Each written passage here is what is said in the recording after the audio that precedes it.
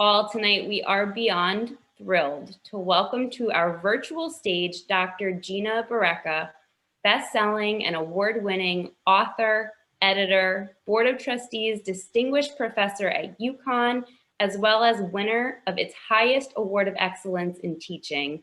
Gina's written 10 books, including best-selling They Used to Call Me Snow White, But I Drifted.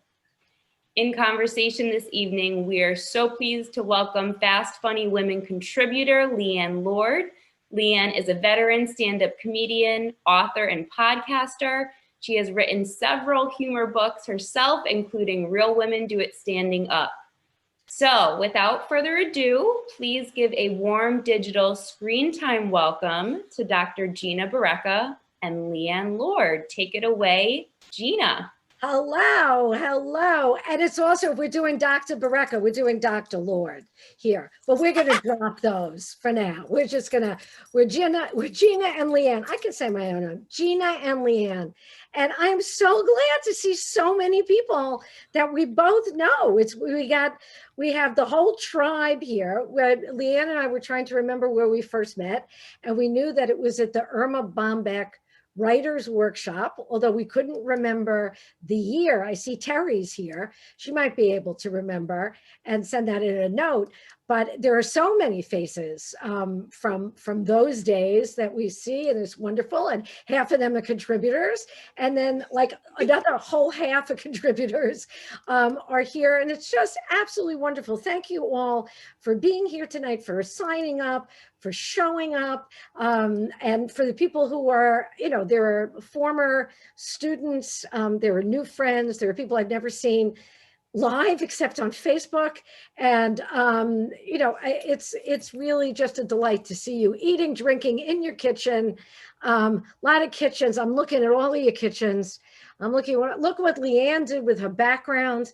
Can you believe that she could do it? I have no, my room looks like a cross between a piñata and a toy store.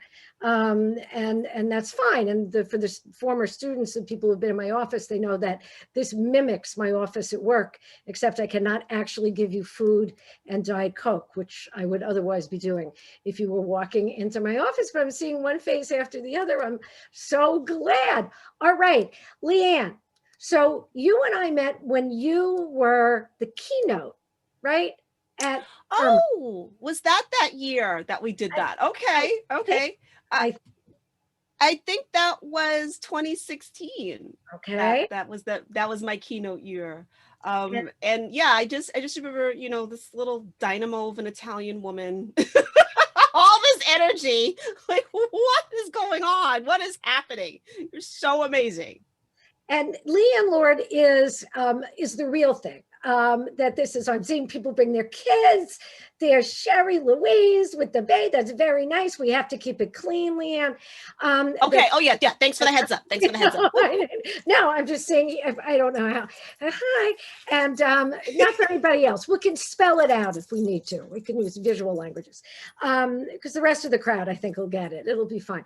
But that Leighann is a stand-up comic. You will see, you've already gone, I hope, and looked at her page, and that you've been able to see like her dry bar comedy special. She's amazing. And she has done the real thing in performance that I have mimicked, and that those of us who are funny writers sort of do a version of on the page. But we usually have a 2-book minimum. And Leighann has actually had to work the places where there's a 2-drink minimum. And I, for one, have never had the nerve to do this. I grade my audience, right? So you don't laugh, you get like a BB minus. Okay. And I've been at UConn Live for 34 years. I've been teaching UConn. It's longer than half my life. I'm 64 years old. And I always start these talks just so that you know, I am 64 years old. I weigh 155 pounds. This is, so you don't have to try to look anything up. You don't have to, again, guess my weight. You don't like you're going to win a prize at a state fair. This is the whole thing. But I have spent my life teaching, and Leighann teaches as well, and she mentors people. She doesn't, but she has stood up in front of those people at 11 o'clock at night and done the hard work of actually making them laugh. And again, I can do it at a conference. We're talking about the Irma Bombeck Writers Workshop, which like a Bruce Springsteen concert sells out within 15 minutes. And it's writers from all over I think now all over the world, certainly all over the United States and Canada. They bring together people who are emerging writers and people who are trying to write, people who have started to write, and people who have written for a long time, and put them all into one room in Dayton, Ohio. And then they have great keynoters like Leighann Lord. And you, as I recall, brought down the house. But even though you've written many books, your training really came doing comedy as real comedy, right? Yes. I mean, I believe it or not, my origins are really as a writer. That was my degree in college. I was a journalism and creative writing. That was sort of my background. And then you add plus wanting to make my friends laugh. And then, long story short, stand-up comedy. But the writing, really good writing is what, launches and sustains stand-up. So it really is, it's a blended, thing. It's hard to separate that out. But I think I'm a good stand-up because I'm a good writer. That's a really interesting connection. I don't know if I've heard too many people that I've interviewed, people who do comedy, again, the heavy lifting of comedy.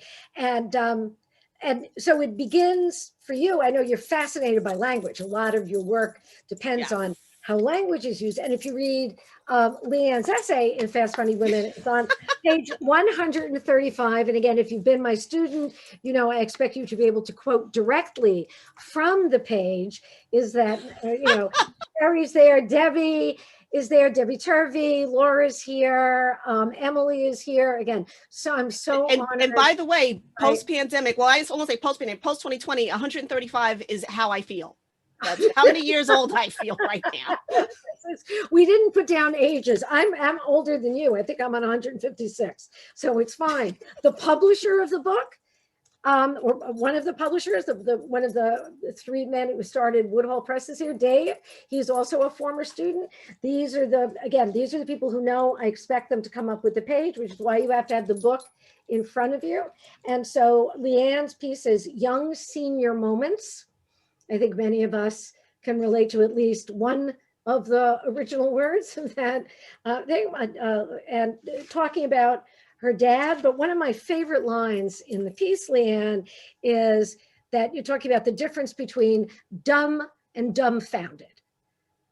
Right? And you're just playing on the difference between dumb and dumbfounded. Can I add you have the book in front of you, right? I do. And I don't even remember that line. Oh my goodness. It's a wonderful line. We often don't remember our best lines, which is why you have to put the thing in front of you. So your car isn't working and you say on 135, the slogan, I could have had a V8, could easily have been, I should have gotten AAA. And you can't get into your own car. And so you go ask your father. There are a lot of stories about fathers and family in this book. Not all of them end as happily as yours does, but you go ask your father for help. So could you start with where my dad with the infinite patience? Could you read from that? That's on 135, a couple of paragraphs on the bottom. Sure. Yes. Here we go, everybody. My dad, with the infinite patience that only men with daughters can have, looked at me, looked at the car. He took oath from me and did something I never expected. He walked over to the car and with the key that was dangling right next to the remote, he opened the door. And then she says, I like to say I was dumbfounded, but no, I was just dumb. And so she's there with her dad, who is trying to explain how the world actually works to his daughter. And I'm going to read for you one of my favorite bits from the next page. Okay. At one point, when I think you're about 15 years old, so old enough to know better, you're surprised that your dad has to replace the batteries in his transistor radio. Because you thought the batteries in his transistor radio, and again, we're showing our age. If I said to my students, well, transistor radio, they're like, what? Transistor, what's transistor radio? Exactly. Transistor radio. It's like, again, saying, I'm going to put on rouge. I have no idea what's rude, but I'm going I'm to gonna powder my face. Yeah, exactly. Powder mind. This is not what they know. There are words that young people don't know. So he's putting batteries in the transistor radio, and your father saying, of course my radio takes batteries. What do you think it ran on? I said, writes Leighann, news. My flabbergasted father froze in place, radio and batteries in hand. And I was so serious, I didn't even have the good grace to pretend I'd been joking. You can't call it a senior moment when you're not even a senior in high school, can you? My genuine wonder didn't make things better. I could almost hear my dad thinking, oh, dear God, my straight A prep school educated, college bound, book smart daughter is an idiot. Thank God she's pretty. And I think that the idea of, again, a lot of these essays are about how we deal with the images that our parents give us, how we grow up, how we get into scrapes, how we get out of scrapes, and how our senses of humor sort of provide us with nourishments and with substance. So, Leighann, this year, how did you cope? As everybody here is wondering, it's like, how did you cope with life through humor in a world where the world was absurd, but sometimes it was hard to find what was funny? Well, you say it was absurd as if the absurdity hasn't continued. And if it's a new state of being, it was just, it was the Olympics of absurdity, shall we say, that tested us. And, the humor, people sometimes ask me that, Leighann, how can you get on stage? And I say, how can I not? Like, that's what's safe for me. The humor is what got me through, the sometimes dark humor, but it's what saves me. And I discovered it's kind of what helps other people too. Yeah. Because even though comedy clubs and whatnot, particularly here in New York, if Broadway shut down, everything's done, so comedy clubs were closed and people still wanted to laugh, and that's how I sort of transitioned into doing virtual humor, because people, even in their living rooms, needed to get that release. You can watch but so much Netflix. I have a friend who jokes that she got to the end of Netflix. Like, that's it. Like, Netflix said, you're done. Go to Hulu. We're finished. Right. No, I think that's true. I mean, and soon we're going to go to hand puppets. I mean, we're just going to start talking into our own palms and expecting them to answer. It's going to be a sort of I call that Siri. So that's kind of already happening, Gina. I'm talking to my hands. I haven't figured out how to use that yet, and so that's going to come up. But we do have to find the humor, and humor isn't something that's necessarily easy to discover. You have to invent it, right? You have to find out of the mess that the world gives you. You have to find the funny parts. And I think that everybody here finds the funny part. My husband just walked in while I'm on the Zoom with 150 people. So there's the funny part. He says, "Walk, I got the doors closed." He walks in. It's like, "You're not busy, right?" It's like, "No, I'm not. No, nothing going on here. That's fine. It's okay." But finding the humor, I mean, yeah, I'm a stand-up comic, that's, kind of how I see the world, but writers also see the world, humor writers, of course, but, our fiction writers, our nonfiction writers, they just have this lens that they turn onto the world, and they're able to sort of translate it onto the page. The art of creativity is what sustains us. So let me ask you the question, and I'm assuming that people are going to ask questions. Because if you're not, I'm going to call on you, because that is also. Oh my goodness! It feels like school. No, yeah. I'll answer the burning question I know is happening. Leighann, when is your birthday? September 2nd, and I do not feel tied to the calendar at all. If you want to start sending presents, I'm open. That's a very nice thing, and we have to. I'm sure there's a PO box we can use, because no one wants to give their home address at this point. But the idea is to really. When people ask you, because I'm sure that they do, and I'm sure that people here would ask the question, and I ask the writers who are on here that I know, I ask it for the students who are in my creative writing classes right now, the people who I am inviting to be part of the next collection, which I think, Dave, you'll send me, you'll make big hand gestures, Dave, because we're going to do another collection called Fast, Fierce Women. That's going to come out in 2 years. or, I hope will come out in 2020, which that's just 1 year, isn't it? Time moves in a strange, silly putty manner these days. And so we're inviting people to be in that now and asking for stories. But it's, how do you make real life or what happened to you or an idea into a story and into a short story? Because Leighann, humor is necessarily a short form, right? Yes. So how do you make that happen? What piece of it? I got a bunch of students here. What is your advice to them? I'm telling them their cutoff is 950 words. So they have to get, a description of their parent, their family, their significant other, some horrible or wonderful moment that happened to them. How do they get it into that short form and make somebody else give a damn? Well, okay, this is not going to be, I don't know if it's great advice, but sometimes, well, a lot of times I don't know what the idea is going to be. The idea tells me. The important thing is that I capture it. Like an idea floats through my mind, like, oh, that's interesting. And I have made the mistake of going, oh yeah, I'll remember. No. So I have trained myself, whatever I'm doing, I will stop. I will either write it down on a piece of paper, or more often than not, it's my phone. You have a note section. There's no reason why an idea should escape you. You gather them up. And then, initially I always want it to be a joke. It can be, for something for stand-up. And sometimes the idea goes, no, I don't fit that. Yeah. So sometimes it wants to be a story. Sometimes it wants to be a screenplay. Sometimes it wants to be a book. I kind of let it tell me what it wants to be. And then I start working on that.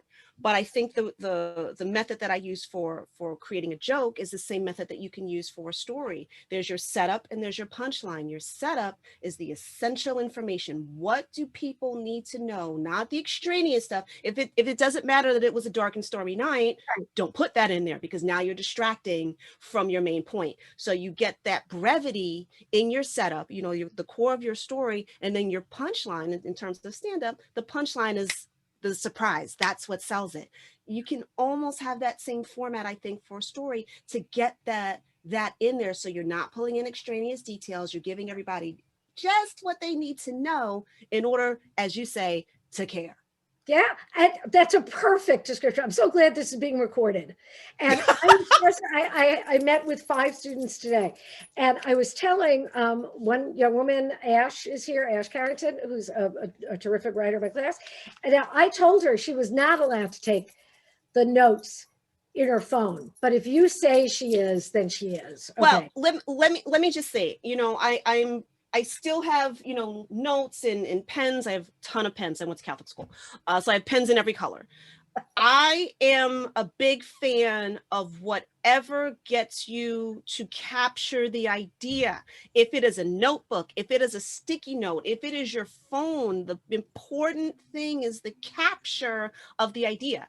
And then how you explore that is up to you. Some people are still legal pad people. Some people are typewriter people, or laptop people.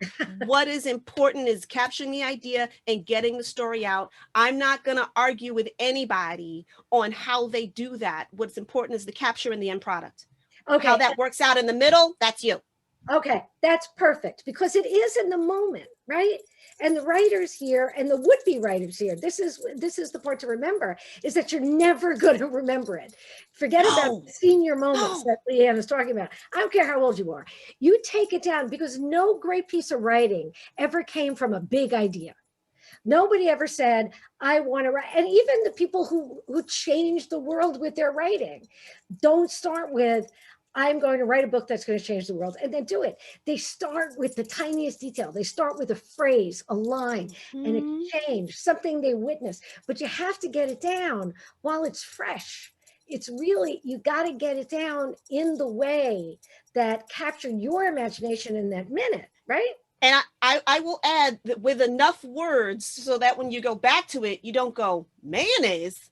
What did I mean by that? Where am I going? So you gotta go, the mayonnaise was spoiled. Something that'll, you gotta help yourself out in these situations. I think I was reading from the notebook, and there was some version of that. And I said, I have no idea. I have tons of those. I'm like, what was I thinking? What was I drinking? what was happening here. That was right. Yeah, the handwriting does change. That is probably one of the things that the phone would get better, and or it may transcribe you in interesting ways.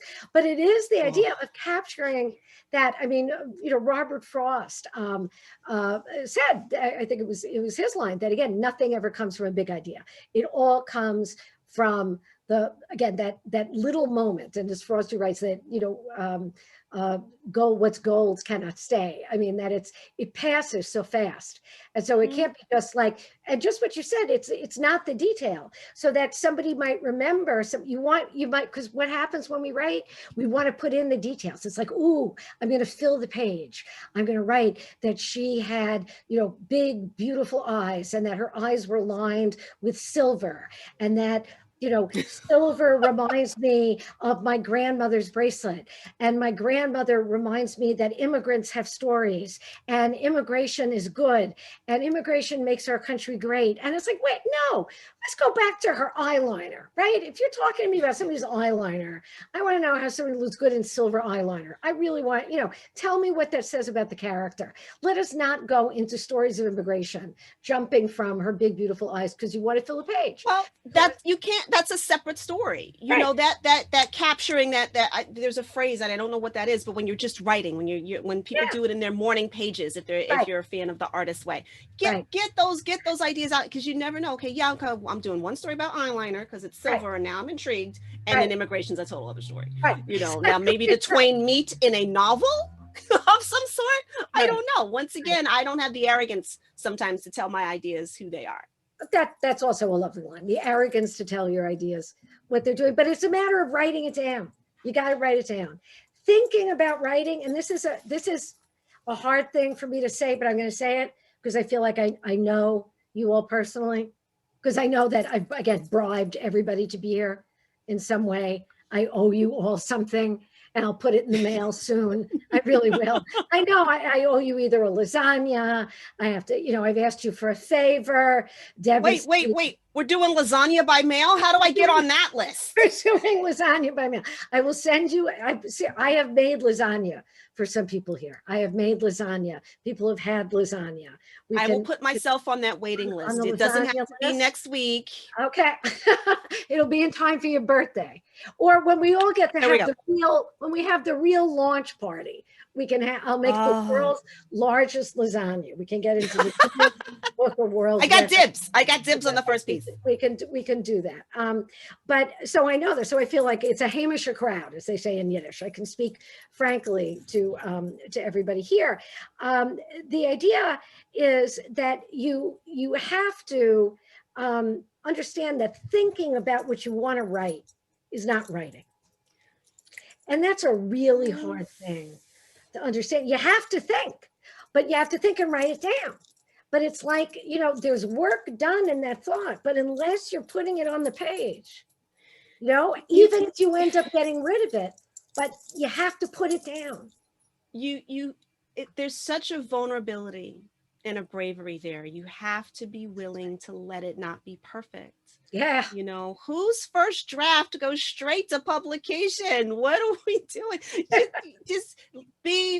Just trust that you can get a draft out. You're not going to get to the end of the story if you don't even write the first word, and it doesn't have to be perfect. Some people say don't go back and start editing as you're writing.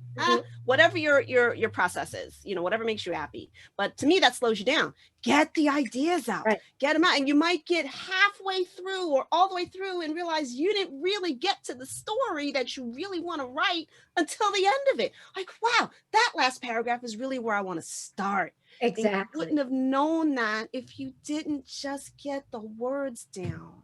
It's absolutely right. And it's not like, and that's when people say, I remember I once had, God help me, as a very young woman, was probably in my late teens, maybe early 20s, maybe at college. And my father, who, like your father, was a man of very few words and kept thinking, a phrase that I heard very often growing up was, for a smart girl, you're so stupid. And he said it with love, but I mean, it was a phrase I heard a lot.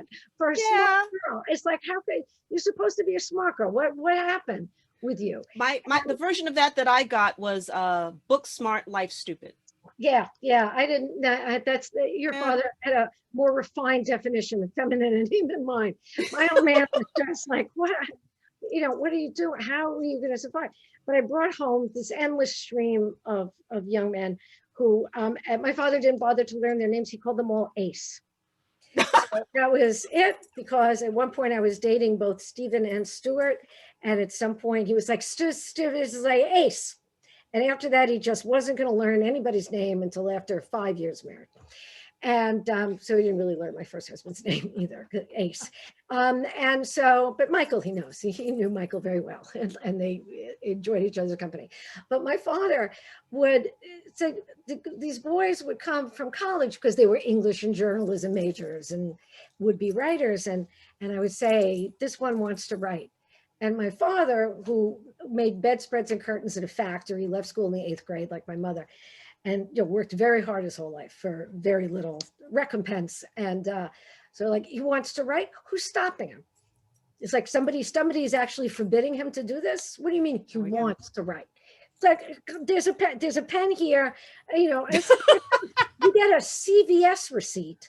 You can write a novel on the back of a CVS receipt. I think that would actually be an interesting exercise.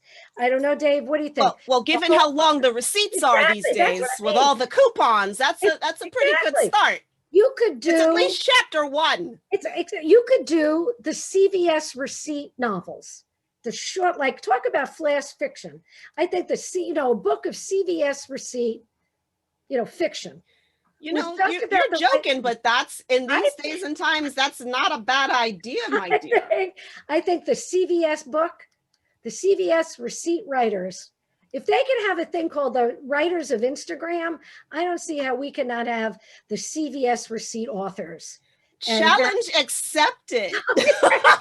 I mean, first of all, it gives you something to do while you're sitting there saying, oh, I got $2 off, but it has to be a separate purchase. Well, now I think it has to be on a separate day.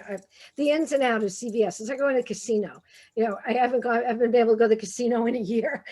But I go to CVS to see what I won. Hun, that's because we're living in the casino right now. All of this is a giant gamble. Well, yeah, that's a very good line. Except the little old ladies aren't putting their bags on the seat next to them going, I'm keeping that seat. That's what we should be doing. We should all just be keeping that seat by putting their purse down going, I'm playing this one too. I'm playing this one too. Like, next time I get on an airplane. Don't forget the cigarette and the smoke going. I know. And just, everybody's college education out the window in the slot machine. But it's elder care in America. Casinos have become that's where grandma, who used to be on the 3rd floor of the house and only brought down on a feast day, she's now she's at the roulette table and she's going 22, put it on 22. I mean, but she's better off than she used to be with the mantilla on her face and getting the bowl of escarole soup once a day and going, I still have strength in these hands. And they would keep her on the 3rd floor. That's another story. Okay, so you have to write down everything. You have to start. Everybody has to start. You have, as you said, it's an act of courage. It's an act of vulnerability. That's absolutely right. It's an act of vulnerability that is not, however, like showing your mom the pictures of your unicorn that she's immediately going to put on the fridge. Because once you write something down, it means you're going to let other people read it, right? Maybe. Or hear it. Okay. Or when you get it, when you get it into the shape, it's going to become a public act, right? Yes. I mean, there's something about his Flannery O'Connor who said, don't tell me that writing it just for yourself is enough. If you're a writer, you want to be heard. Yeah. And, Flannery O'Connor took a lot of risks. So Flannery O'Connor, and but that the idea that it doesn't end. That it's sort of what Stephen King calls telepathy. That you send out your idea, but the act is only fully completed when somebody else gets it. Yeah. And so that again, that takes. And I'm a huge King fan. Yeah. And that it takes, but it takes somebody being receptive. How much of that do you think depends on the writer herself or himself or themselves and finding your audience? Obviously, we found our audience here tonight, but how do you find your audience? How do you get your work to your audience? Well, that's the $1 million question right there, isn't it? You know, I can relate it if I can to stand up. You know, when I first started, I went anywhere and everywhere to perform, you know, wherever there was a microphone, and sometimes not a microphone, they were just doing comedy. I would go, you know, because it was more important for me to write and get it on stage and develop myself. So I went anywhere to do that. And then eventually it was like, oh, that show that's on a Wednesday night at 11 o'clock. Yeah, that's not for me. My audience isn't there. You know, for a lot of years, I thought my audience wasn't even in the clubs at all. They were home studying to get their PhDs. Like, where is everybody? At least it's partially true. It absolutely is. But as you can't put the cart before the horse. You don't go, you know, where's my audience when you haven't found your voice. Okay. You know, so you gotta kind of do that. And then as you're doing that, as you're writing, as you're developing, as people are reading your things, they almost make suggestions to you. Like, you know what, you should submit here. Mm-hmm. Have you approach this editor, or I want to show your stuff. So you don't do it all by yourself. Sometimes other people point you to where your audience is, you know, because writing, the act of writing can be very solitary, but in terms of its development and the audience development and finding your tribe, so to speak, that comes with other people. That's where I will absolutely give a plug to the Irma Bombeck Writers Workshop. That is a place where people who write humor want to be and want to go. And it doesn't matter your level, you know, the spirit there, the vibe there is absolutely so encouraging when you meet all these other crazy women and you go, oh my gosh, it's not just me. And that, of course, I mean, that's one of the reasons. And for the men here, it does include men. It's I mean, it's yes, it does. Yes, we do have our. Although, but yeah, we do outnumber you, and I don't have a problem with that personally. I think that's just fine. It's okay. Once we outnumber you in Congress, in the Senate, on the Supreme Court, and everywhere, things get better. And in the appellate, you know, then we can start talking about danger of too many women taking over. But if I think it had been like Lehman Brothers and Sisters, they might not have all of the money from America, you know. I mean, so I think we got a little work to do before we have to do the whole sort of like but you know, not that I'm bitter. It's just I just think that there are some ways that we need to again, not put the horse before Descartes, that we have to not do that. But again, but finding your audience, I think that you're right. It does mean, in a way, being promiscuous with your work. When you start, you send it everywhere. You write for everywhere. You're not going to get published if you're Bobby Ann Mason, who's in the latest UConn magazine for UConn graduates. She had gone to UConn. She sent her first work to the New Yorker. She said, because she didn't know any better, and it got accepted. I love it. That is probably not going to be most of us. So it's but still, but you don't start. I mean, you could always do it. You know, it's the price of submittable, but you're going to start by, again, finding smaller places and building from that. And as you said, then your audience finds you. And like, this is, you know, we have almost 200 people actually here tonight, not just. I will say that's kind of how the Irma Bombeck Writers Workshop found me, because I had a blog it's from way back in the day called the Urban Irma. Right. You know, where I literally set that up because I'm like, oh, I want to learn how to blog. This was years ago when it was a new thing. Right. And the only reason why I did that is because I went on a women's retreat, and it was a talent night, and everyone assumed I was going to do stand-up. And I said, hey, can I just read something to you guys that I wrote? And they said, sure. And they were howling. You know, so I had this little thing that I didn't know if I was funny in that form. And to get that affirmation, and someone there in that group said, oh my gosh, you're like an urban Irma Bombeck. It's great. And I'm like, what? That's the name of my blog, everybody. So I'm just writing these stories. I'm teaching myself how to blog, which, by the way, is also making me have the discipline to write every week. Right. I didn't even care if anybody was reading it at that point. I'm like, the discipline was for me to how can I get this out every week on my schedule. And then I found out, like, oh, people are reading this. And that's how the Irma Bombeck Workshop, found me, reached out to me. And I was like, I didn't even know you guys existed. So you have to put yourself out there, because you never know who's watching and who's reading and who wants to support you. And I think that's right. And that's part of and now I'm going to get very fancy before we open it up. And again, I hope that there are questions and comments and feedback, and ask what you really want. Because I mean, clearly the two of us are here to answer the questions for real, about writing, about books, and that's why communities like this are so important. This is another community, that we've formed a community here tonight. These moments are I'm the most secular person that you're going to know. I have faith in other people's faith. I believe in other people's faith, so that I will ask people who have faith to pray for me, because I know that they have a FedEx tracking number to heaven. Like they can send something out and it's got, they can check back with it. But I can't do that myself, but I believe that communities of people are sacred. I really do. That's just like, that's my most non-secular sort of belief. But I believe that the passing of words between people is sacred. And that's why when you write something, when you say something, when you craft something, when you put, you take something that's significant to you. Thank you, Bonnie Jean. And you make it, you make it approachable enough. You make it accessible to other people where they nod and say just what Leighann just said, where you make people feel like it's not just me. Where somebody goes, oh God, me too? Me too?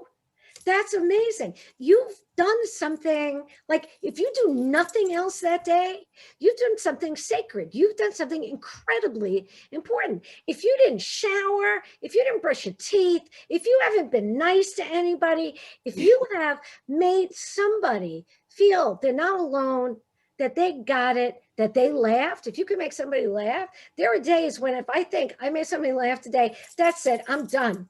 I can nap for the rest of the day. I can open my bottle of Pinot Grigio. I can open my cheap champagne. I can have my seltzer, which sadly is all I have in the Pinot Grigio bottle for now, but that will change very soon. And that because it's a sacred exchange. What's better than that? That's what vows are. Vows are sacred because it's an exchange of words between people. A vow isn't anything else except somebody saying it's a promise. It's something that matters. The exchange of words between human beings is sort of like the most basic connection that we can have with each other, apart from hitting each other on the head. Hitting each other on the head with rocks probably came first, and then probably the promise not to hit each other on the heads, and then the person who kept the promise not to hit somebody on the head. And that's like the start of civilization and all communication. In a nutshell, that's perfect. That's, first the rocks, then the writing, then the promising. Right. And then sadly the lawyers. But that's, I mean, we can, then we go back through evolution.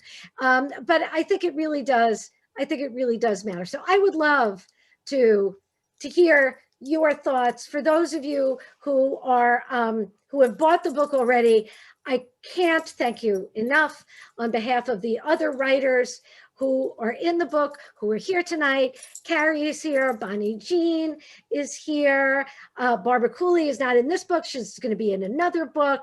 Kerry is here, and who else is here? I know that I see other wonderful friends. Lee Jacobus is here. It makes me this almost feels like proud. Romper Room, and I'm probably dating myself, where I see Terry, I see Bonnie. Bonnie is here. Right. Bonnie is here. I see Amy, even though she's masquerading under her husband's name. Bradley, unless this is really like some kind of Alfred Hitchcock thing, you sure one of my really, really good friends is here. iPad 3. Thank you, iPad 3. iPad 3. It's so touching.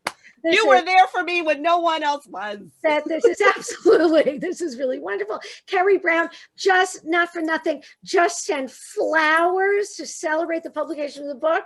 I'm sorry, she wins. This is good. I mean, this is really, and she just got engaged. One of the great things, and actually, there are the stories that have changed in people's, Carrie's story in the book, her essay in the book is called Good Enough for Now.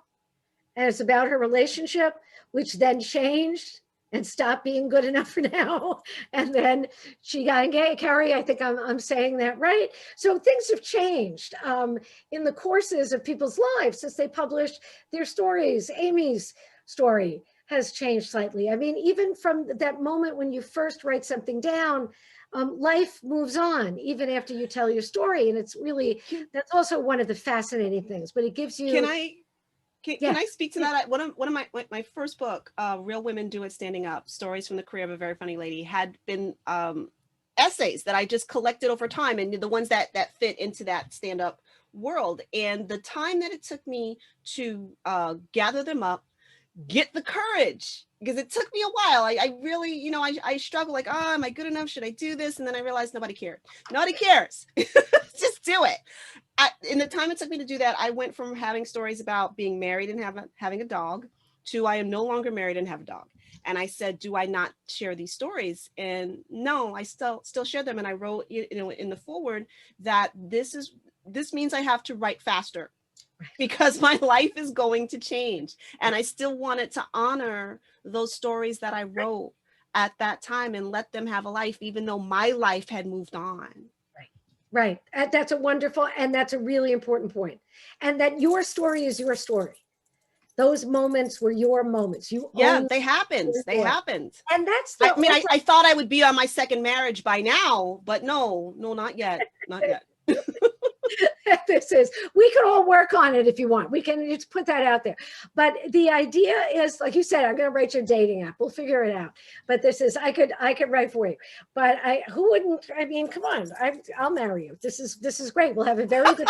We'll all come to everybody here. We'll come to the wedding. We'll make the lasagna. It'll be fine. Michael will love it.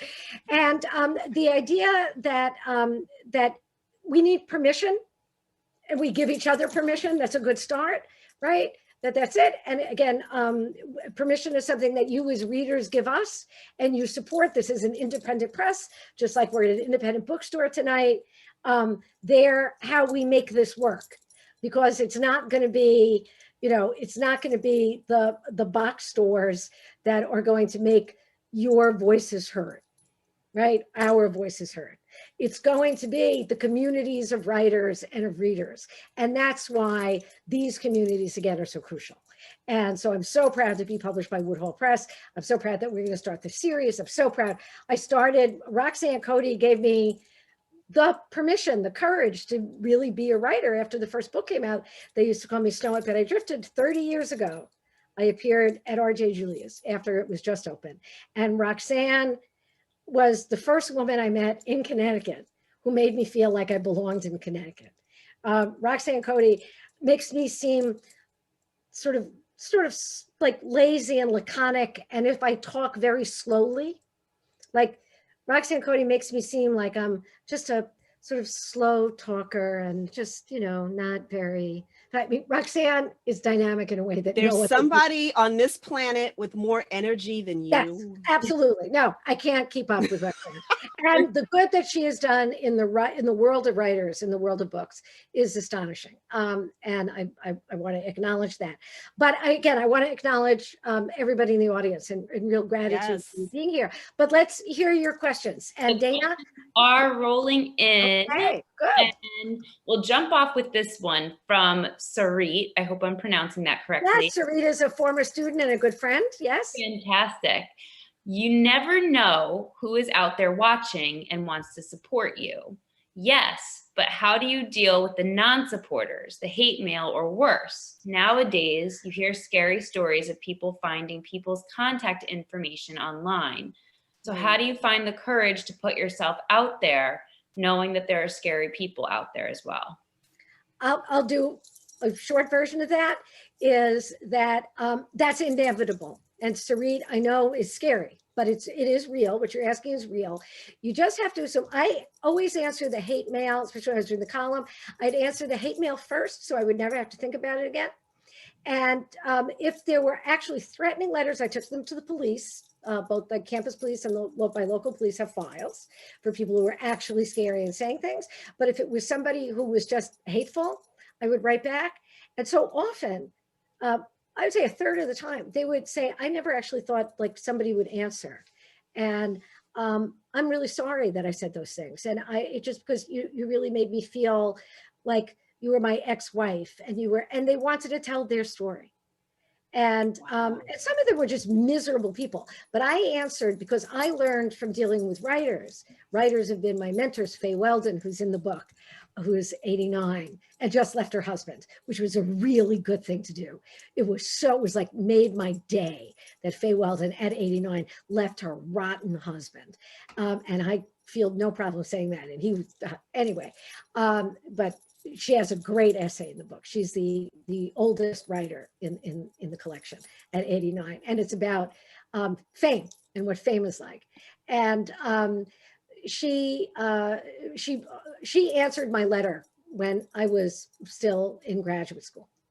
And it made me feel real. So I answer everybody who writes to me, even if they're hateful. And some people are just nasty. They're just nasty. And in that case, I asked Barbara Cooley and Amy Sherman and Bonnie Jean Feldkamp and Sherry Louise. I asked my friends and Debbie and to just like, can you say I'm a nice person? And if they posted this, can you write something nasty, you know, like defending me? And they do. That's where you have a community of friends back you up. But there will always be that. But if you're lucky, more people will be kind and generous and comforting than will be hateful. But there will be haters. And every time you deal with it. It really is. It's okay. Leighann, what's your response to that? I had to realize really early in my career that I am not everybody's cup of tea, nor am I trying to be. You know, I stand in awe of the people who have time to spend on things they don't like. Yeah. Like, how do you have this kind of time to write these comments? Because rest assured, I'm ignoring them. Good. You know, Gina, you are very kind. Life is short.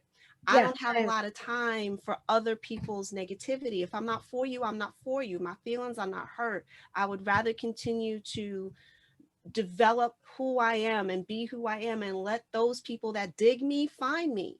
Mm-hmm. You know, I don't want to feed the beast, because once you start, you know, that back and forth, now I've taken that time from something else that I could be doing. Okay. So I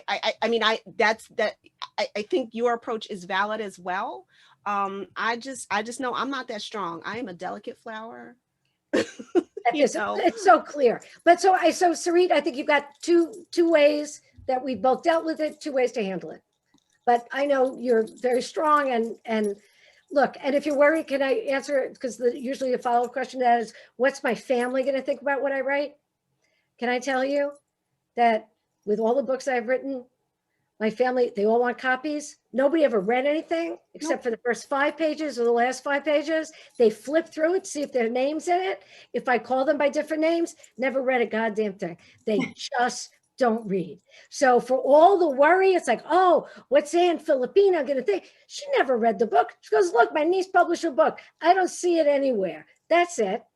When I was on Oprah, one aunt saw it. She said, you know, camera does add 10 pounds. That's it. That was the only comment. And the only Barreca who ever appeared on TV wasn't doing a perp walk.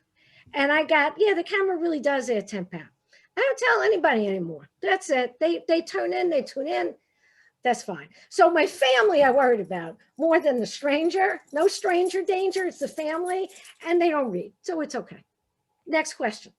And we have so many great questions coming in. We're going to try to get as many as we can, everyone. Okay. Question from Deborah for Gina and Leighann. Do you feel most inspired when you are writing alone in your creative space, or when you are writing in a community with other women and sharing your work? Leighann, you want to take that first? I'm very much a loner, you know, but loner with a caveat. In the before times, I was that person you'd see sitting in the corner at Starbucks, you know, stuff happening all around me, you know, so I have that ambient noise, but headphones on the computer. So I liked being in the world, but not necessarily participating in it while I'm creating. Because I went to school here in New York City, and I rode the train to school, back and forth to school. And on the train is where I would do my homework and my reading and my writing. So that's what got me used to that method of creation. I sort of had to retrain myself in the pandemic to be here with my cat, because he's not as noisy when I want him to be. She has a beautiful cat, by the way. You see the cat. You could go look. You could become a fan. Interesting question. write lots of different ways. I used to really enjoy throwing out an idea into the maw of students who'd be in the office if I was doing a column, and hear what everybody had to say, and asking on Facebook, and people, I would often quote people who had great lines. It was always a lot of fun. And then when I do sort of the serious version of writing, I do it by myself, alone, in the quiet, at the computer. And then I wait to see if it made any noise. Then I wait to see if there's something, if it's like, if the confetti comes out or not, so, but so it's I think a combination of both, as it is sort of being both in and outside. Next question. All right, great. Question from Patty. Gina, what part of editing this book made you laugh the hardest? Oh, what a great question. Mine. Of course, I'm so kidding. Harry's and Amy's and a lot of them, and I have to figure out what to do with this. And Dave, you and I need to think about it. One of the things that I didn't get to put out, I asked people questions about like who they would want to have dinner with, and whether they were funny as kids, and what their answers were if people said, if men accuse women of having no sense of humor. And those answers were hilarious. So in a way, getting like the correspondence between people was very funny, but every essay was fabulous. And what I was very grateful for too, is that people were incredibly professional, everybody, and it makes all the difference in the world for those of you who want to be writers, who are emerging writers or already writers, is to make a deadline. You make your deadlines. Everybody in this book made her deadline. Oh, thank goodness, I couldn't remember. Yeah, no. Everybody made their deadline. I mean, and if I had to nudge somebody, it was for 3 days. I also gave a soft deadline because I've edited books before. So I told them it had to be in by a date. That was actually a month before the hard deadline when it really had to be in. But I loved seeing people say, and if I said to somebody, gee, do you think you can rework this? Is there a way that maybe this would work, or do you want to try something that brings this even more into focus? Most of those writers ran with that. And I think that's what most writers do, right? If you trust the editor, you can hear the truth in what he or she is saying, that's useful. And that is, again, we're back to the vulnerability and the trust and the honesty of just trying to, being in a world where, somebody really is helping you or wants you to do the very best that you can do, and to make it work within that space. So, I mean, it was just a riot to work with the people, as I know the next book will be. It's hard because there are a lot of moving parts. You have 75 people or 74 people, because I have an essay in it. 74 people, it's a lot of moving parts. But this way, everybody worked. It was like, I don't know, some cotillion or something. Like people showed up in these amazing outfits and everybody was moving, and some people were moving in different directions, but it was just this fabulous dance. And that's why the book is as terrific as it is. But nice question. And this is another question that I think ties in nicely. Question from Bonnie. The contributors of Fast Funny Women were mostly people you knew or have worked with before. Did this make the editing process more difficult for you? I very much enjoyed the editing process, but is it harder to critique writers in your tribe, or is mentorship so ingrained in you as an educator that you didn't sweat it? I think that a great question. Thank you, Bonnie, for this. And yeah, I guess it does. I'm pretty good at listening to what people have to say back. And that finally, I mean, there was one writer who, again, I know, I respect, and she took none of my edits. And I said, okay, fine. This is like, it's your piece. Finally, it's your piece that goes in. I invited you to be part of this. And if you think that my edits actually distort your voice, that's the last thing I want. And so there has to be, again, that sort of mutual respect and trust, which is one of the reasons that I really wanted to make sure that I had foundational writers. I mean, Jane Smiley, who won the Pulitzer Prize for 1,000 Acres, wrote an original piece for this book. I mean, this is not an anthology of pre-published pieces. Jane Smiley wrote an original piece for this book. Marge Piercy, right? Marge Piercy wrote an original piece for this book. Liza Donnelly who is given one of the most popular TED Talks in the world, as a cartoonist for the New Yorker, was a wonderful author who got an honorary degree from UConn, who is just absolutely one of the great comic minds and sort of curators of women's humor, like that we know, the generation. And a nice person. And a nice person. And a nice person. She wrote an original piece for this book. Mimi Pond, who RJ Julia should have back. She's doing a graphic novel on the Mitford sisters. But her graphic novel, Over Easy, was a #1 New York Times bestseller. And she did the cover, for this. And she did a cover at the first version of the cover. Dave will remember this. It was a little scary.